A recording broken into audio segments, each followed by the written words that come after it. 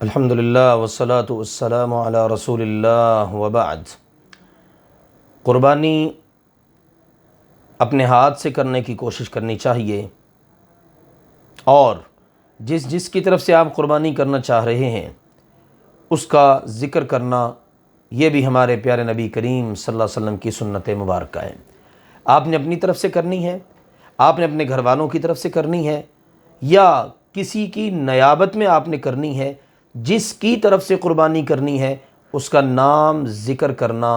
یہ ہمارے پیارے نبی کریم صلی اللہ علیہ وسلم کی سنت مبارکہ ہے۔ تو ذبح کرتے وقت جس کی طرف سے قربانی کرنی ہے اس کا نام لیا جائے گا، اس کا ذکر کیا جائے گا، جیسا کہ صحیح مسلم میں سیدہ عائشہ رضی اللہ تعالی عنہا سے مروی ہے۔ فرماتی ہیں، جب نبی اکرم صلی اللہ علیہ وآلہ وسلم کو میں نے چھری تیز کر کے لا کے دی اور آپ نے چھری کو تھاما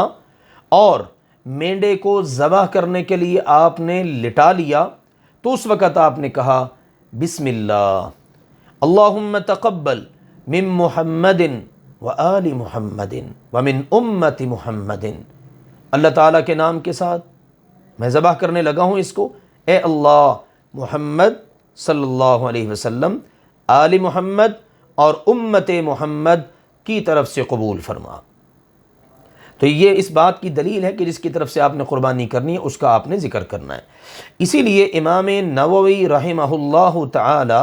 اس حدیث کی شرح میں فرماتے ہیں، فیہ دلیل لاستحباب قول المضحی حال الذبح مع التسمیۃ والتکبیر اللہم تقبل منی۔ اس حدیث میں اس بات پر واضح دلیل موجود ہے کہ قربانی کرنے والے کا ذبح کرتے وقت بسم اللہ اللہ اکبر، یہ تو اس نے پڑھنا ہی پڑھنا ہے، کہنا ہی کہنا ہے، اس کے ساتھ ساتھ وہ اللہم تقبل منی، اے اللہ میری طرف سے قبول فرما، یا اللہم تقبل من اہلی، اے اللہ میرے گھر والوں کی طرف سے قبول فرما، یہ کہنا بھی مستحب ہے۔ تو اللہ کے نبی کریم صلی اللہ علیہ وسلم کی صدا مبارک سے یہ بات واضح طور پر ہمارے سامنے آ گئی کہ جس کی طرف سے قربانی کرنی ہے اس کا ذکر کرنا ہے۔ اسی طرح سنن ابی داود میں سیدنا جابر بن عبداللہ رضی اللہ عنہما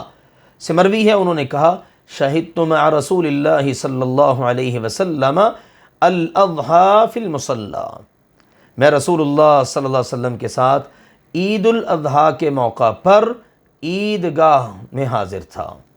عیدگاہ میں ہی تھے، عید الاضحیٰ کا موقع تھا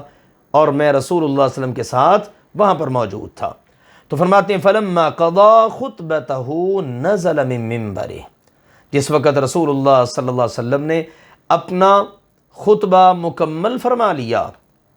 نماز پڑھائی، خطبہ دیا، خطبہ مکمل کیا، اس کے بعد آپ علیہ الصلاۃ والسلام اپنے ممبر سے نیچے اترے، وَأُتِيَ بِكَبْشٍ، ایک مینڈا آپ کی خدمت میں پیش کیا گیا، فَذَبَحَهُ رسول اللہ صلی اللہ علیہ وسلم بِيَدِهِ، تو رسول اللہ صلی اللہ علیہ وسلم نے اس مینڈے کو